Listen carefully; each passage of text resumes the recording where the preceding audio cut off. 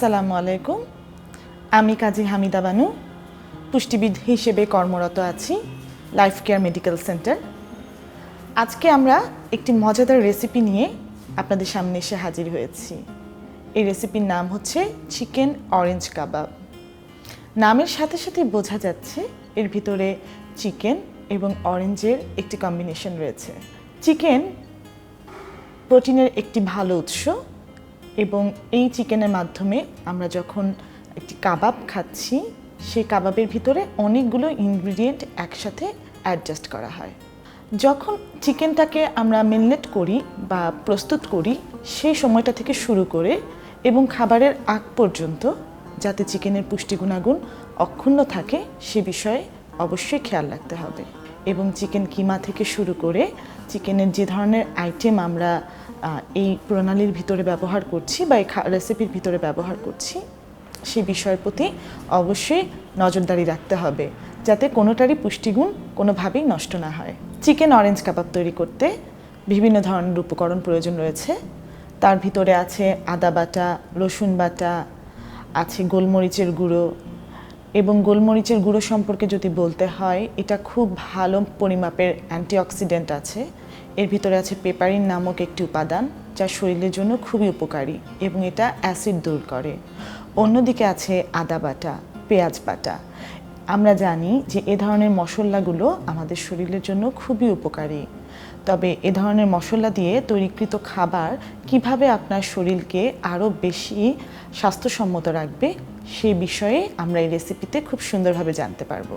এই রেসিপি তৈরি করতে যেহেতু অরেঞ্জের প্রয়োজনীয়তা রয়েছে, অরেঞ্জ দিয়ে তৈরি হচ্ছে এই রেসিপিটি এবং এটি খুব মজাদার। তো এই অরেঞ্জ যখন এটাতে অ্যাড করা হয়, আমরা জানি অরেঞ্জে আছে অনেক বেশি পরিমাণে vitamin C, calcium, phosphorus, iron. এই রেসিপি তৈরি করতে আরও লাগছে ইয়েলো মাস্টার্ড এবং পরিমাণ মতো লবণ। চলুন দেখে আসি আজকের রেসিপিটি। ঈদ মোবারক। কেমন আছেন সবাই? দারুণ মজার এই ঈদটাকে আরও বহুমাত্রা বাড়িয়ে দিতে আমি কিন্তু চলে এসেছি নেক্সাস টেলিভিশনের সাথে ঈদের খুশির রান্না নিয়ে। আজ করে দেখাবো একটা ভিন্নধর্মী রেসিপি, চিকেন অরেঞ্জ কাবাব। নামটা শুনেই মনে হচ্ছে না দারুণ কিছু হবে? হ্যাঁ, আসলেই অনেক মজার। চলুন দেখে আসি কী কী লাগছে চিকেন অরেঞ্জ কাবাব করতে। চিকেন অরেঞ্জ কাবাব করতে লাগছে চিকেন, কমলা লেবুর রস, ইয়েলো মাস্টার্ড, গোলমরিচ গুঁড়া, মরিচ গুঁড়া, সয়া সস, কেচাপ, চিনি, আদা বাটা, রসুন বাটা, লবণ এবং তেল। এবার সরাসরি রান্নায় চলে যাচ্ছি। আমি এখানে নিয়েছি চিকেন লেগ পিস। কেউ চাইলে কিন্তু বোনলেস, স্কিনলেস করে চিকেনের কিউব কাট করেও নিতে পারেন। আর লেগ পিসটা নিয়ে আমি কিন্তু এখান দিয়ে একটু করে কেটে নিয়েছি যাতে ভেতরে মশলাটা ভালোভাবে ঢোকে। কারণ লেগ পিসের ভেতরে মশলাটা ঢুকতে একটু সময় লাগে, এই জন্য একটু কেটে নিলে খুব তাড়াতাড়ি মশলাটা ভেতরে চলে যায়। এখানে দিয়ে দিচ্ছি ইয়েলো মাস্টার্ড। ইয়েলো মাস্টার্ড আপনারা বাজারে কিনতে পারবেন। যার বাড়িতে নেই সে চাইলে কিন্তু আমাদের যে সরিষা আছে না, সরিষা বাটাটাও দিতে পারেন। সেটাতেও একটা ভিন্নধর্মী টেস্ট চলে আসে। আর ইয়েলো মাস্টার্ডটাতেও একটা অন্যরকম টেস্ট আসে, কালারটাও চেঞ্জ হয়ে যায়। এখানে আমি 4 পিস লেগ নিয়েছি। এখানে আমি 1 চা চামচের মতো দিয়ে দিলাম ইয়েলো মাস্টার্ড। ইয়েলো মাস্টার্ডটা আমি বললাম না, খুব সহজেই পাবেন যে কোনো ডিপার্টমেন্টাল স্টোরে। আর হাতের কাছে যদি না থাকে আপনারা চাইলে জাস্ট সরিষা বাটা দিতে পারেন। আধা চামচ রসুন বাটা দিয়ে দিচ্ছি আর আধা চা চামচ দিয়ে দিব আদা বাটা। মরিচ গুঁড়োটা যাবে যে যেরকম ঝাল পছন্দ করেন ঠিক সেরকম। আমি দিয়ে দিচ্ছি 1 চা চামচের মতো। গোলমরিচ গুঁড়া দিয়ে দিচ্ছি, এটাও আমি হাফ চা চামচের মতো দিচ্ছি।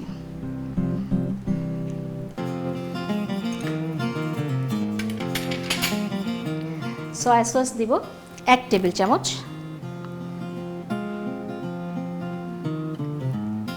সয়া সস দিলে চিকেনটা খুব তাড়াতাড়ি সেদ্ধ হবে এবং নরমও হবে। চিনি দিব 1 চিমটি বলতে পারেন, খুব অল্প। চিনিটা স্বাদ বাড়াবে, রঙটাও সুন্দর হয়, খেতেও দারুণ লাগে চিনি দিলে।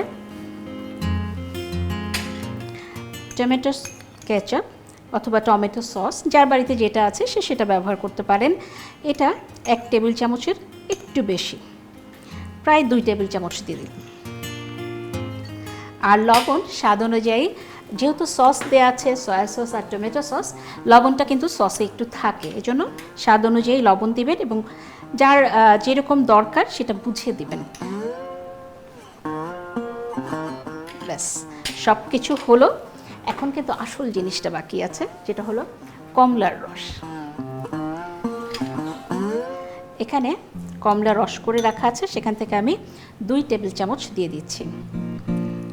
কমলাতে প্রচুর পরিমাণে ভিটামিন সি থাকে এবং আমাদের শরীরের জন্য খুবই ভালো। আমরা কিন্তু মানে ভাজা পোড়ার পরিবর্তে এই ধরনের যদি কাবাব তৈরি করে খাই, যেখানে আমাদের কমলা বা যে কোনো ফলের রস ব্যবহার করা হয়, অথবা হাতের কাছে যদি কমলা না থাকে আপনারা লেবু ব্যবহার করতে পারেন, কিন্তু যেহেতু এটা অরেঞ্জ কাবাব অবশ্যই কমলার রসটা দিবেন। বেশ সব কিছু দিয়ে মেখে মেরিনেট করে রাখতে হবে।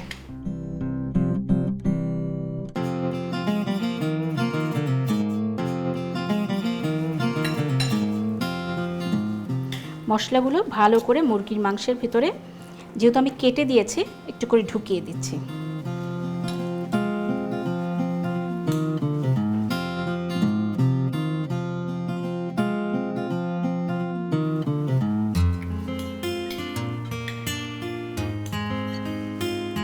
ব্যাস সব কিছু মাখানো হয়ে গেলে এভাবে আপনারা চাইলে, আমি মানে বলি না, ঝটপট যদি কিছু করতে চাই একটু গুছিয়ে রাখতে পারি আগে থেকে, ঈদ বলে কথা, আমরা চাইলে আগের রাতে মেরিনেট করে রেখে দিতে পারি, পরের দিন কিন্তু আমরা মেহমান আসলে ঈদের দিন সরাসরি ভেজে ফেলতে পারি। আর এভাবে আমরা একটা দিন অবশ্যই ফ্রিজে রাখতে পারি, কোনো ঝামেলা ছাড়াই। চিকেনের টেস্টও কোনো চেঞ্জ হবে না, বরং খেতে আরও মজা লাগবে। আর হাতে সময় যদি না থাকে তাহলে আধা ঘন্টা মেরিনেট করে রেখে দেবেন। ব্যাস মেরিনেট করা হয়ে গেছে, আমরা এখন ভাজবো। সরাসরি এখন চুলায় দিয়ে দিব।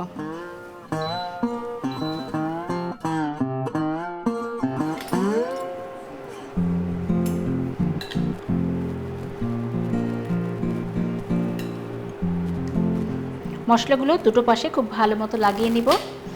এরপরে একটু তেল গরম দিব, খুব অল্প তেল লাগবে। খুব বেশি তেল দিলে আসলে ডুবো তেলে ভাজার মতো এই কাবাবটা না, এটা খুব অল্প তেলে শ্যালো ফ্রাই করতে হবে, না হলে যে মশলাটা আমরা দিয়েছি সেটা কিন্তু দেখা যাবে চিকেন থেকে সরে গেছে।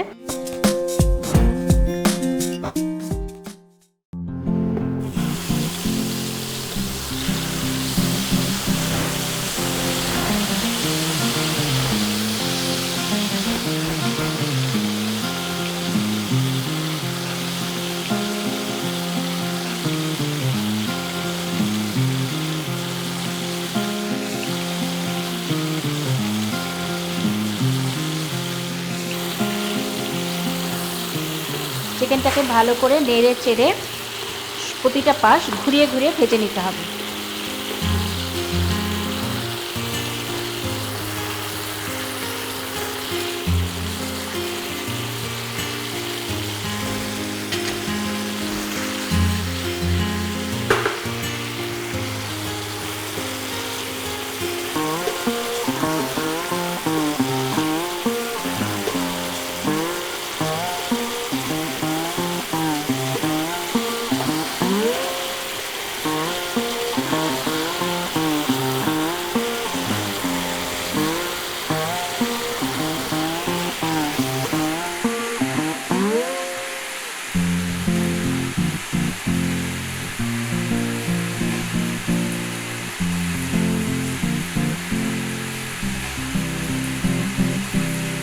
চিকেনটা জাস্ট ঘুরিয়ে ঘুরিয়ে আমি ভেজে নিচ্ছি, প্রত্যেকটা পাশ দেখতে পাচ্ছেন লাল হয়ে গেছে। আর তেমন একটা সময় লাগে না, কারণ লেগ পিস, চিকেনের ব্রেস্ট পিসের এক ধরনের ক্যালোরি থাকে, লেগ পিসে কিন্তু ভিন্ন ধরনের ক্যালোরি থাকে, ক্যালোরি কিন্তু কম বেশি থাকে। তো আপনারা এটা জেনে, আমার মনে হয় আমরা যখন বাড়িতে খাবার তৈরি করব, বাড়ির অতিথিদের জন্য হোক, নিজের পরিবারের জন্য হোক, এই জিনিসগুলো খেয়াল করব কে কী ধরনের ক্যালোরিটা খেতে পারে। তবে ঈদের মধ্যে এত কিছু চিন্তা না করলেও চলবে, খেতে মজা হয়েছে কিনা সেটাই আসল কথা। আমার বাড়িতে তো এই চিকেন অরেঞ্জ কাবাব আমার মেয়ে দারুণ পছন্দ করে। বাড়িতে ও যখনই জানে আমি করছি, ও খুব খুশি হয়ে যায়। আজকে কী কাবাব হয়েছে, চিকেন অরেঞ্জ যখনই শোনে ও দেখি একদম টেবিলে এসে বসে পড়ে। তো আমার মনে হয় এটা যদি আপনারা করেন বাড়িতে, দেখবেন আপনার বাড়িতেও ঈদের দিন বাচ্চারা কেউ না কেউ বলছে যে মা অরেঞ্জ কাবাবটা খাবো, কারণ আমরা টিকিয়া করি, নানা ধরনের শিক কাবাব বা শাসলিক কাবাব অনেক কিছুই করছি, কিন্তু একটু ভিন্ন ধর্মী এই ধরনের চিকেন কাবাব আমরা যদি দেই অরেঞ্জ কাবাব, তাহলে দেখবেন বাড়ির সবাই পছন্দ করেছে। আর হতে যেহেতু চিকেন সময় লাগে না, আমি বলেছি রঙটা চলে এসেছে, সেদ্ধ হয়ে গেছে এবং প্রতিটা দিক আমি ভেজে নিয়েছি, একদম দেখতেই পাচ্ছেন খুব সুন্দর একটা রং চলে এসেছে। তা আমি এখন নামিয়ে নিব, জাস্ট পরিবেশনের পালা। পরিবেশনটা আমি করব কিছুটা, এখানে নিয়েছি নানা রকমের ভেজিটেবল সালাদ, যেটা আমরা খেতে পারি, শসা, গাজর এবং লেটুস পাতা দিয়েছি, কারণ সালাদ দিয়ে কিন্তু আমরা চিকেনটা খেতে পারি। জাস্ট পরিবেশন করে ফেলবো। জাস্ট ভাজা হয়ে গেছে, দেখতেই পাচ্ছেন দারুণ একটা রং চলে এসেছে, আর আমি তো দারুণ সুঘ্রাণও পাচ্ছি। আপনারা বাড়িতে অবশ্যই করবেন, তাহলে দেখবেন আপনাদের বাড়িতেও আমি বলবো যে পুরোটা কিচেন একদম দারুণ একটা সুঘ্রাণে ভরে গেছে, কারণ অরেঞ্জের একটা আলাদা ফ্লেভার থাকে এবং চিকেনের তো থাকেই।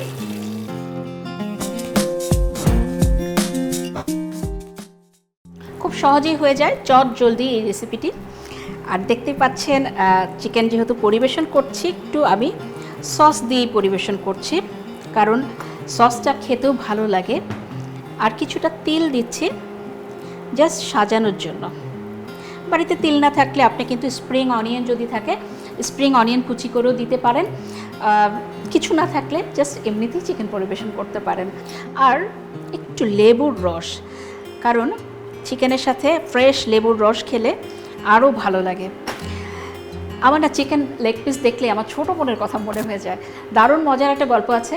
ও না ছোটোবেলায় মুরগির রান ছাড়া কিচ্ছু খেত না, কারণ ওকে অন্য কিছু দিলে খাবেই না, রান তার লাগবে। এবং সে হিসেব করতো আজকে একটা মুরগি মানে 2টো রান আছে, 2টো মুরগি মানে 4টা রান আছে এবং সবগুলো রান তার লাগবে। আমরা কেউ খেতে পারতাম না রান।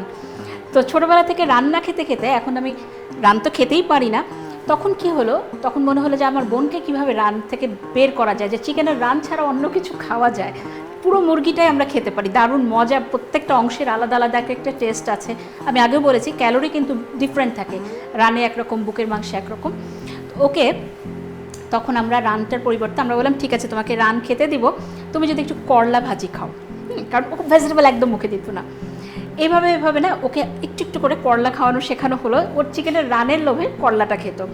এখন ওর করলা ভাজি অসম্ভব প্রিয় হয়ে গেছে এবং করলা ছাড়া সে দেশের বাইরে থাকে, করলা পায় না।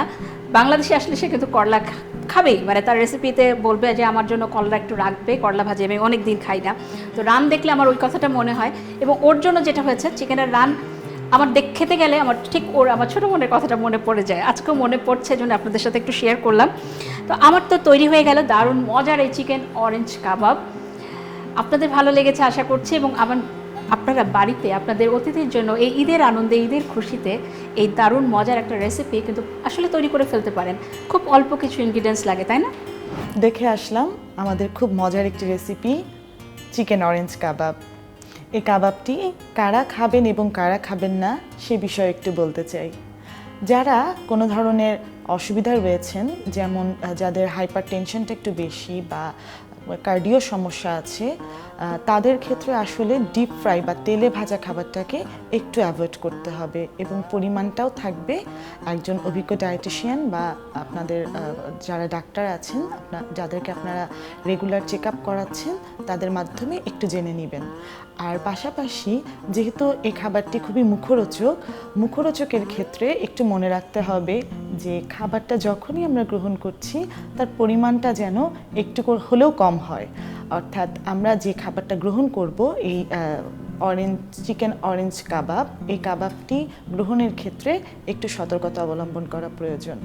আর তেলে ভাজা খাবার যতটা সম্ভব হয় একটু অ্যাভয়েড করার চেষ্টা করবেন, কেননা যাদের উচ্চ রক্তচাপের সমস্যা আছে তাদের জন্য কিন্তু এই তেলে ভাজা খাবারটি ক্ষতিস্বরূপ।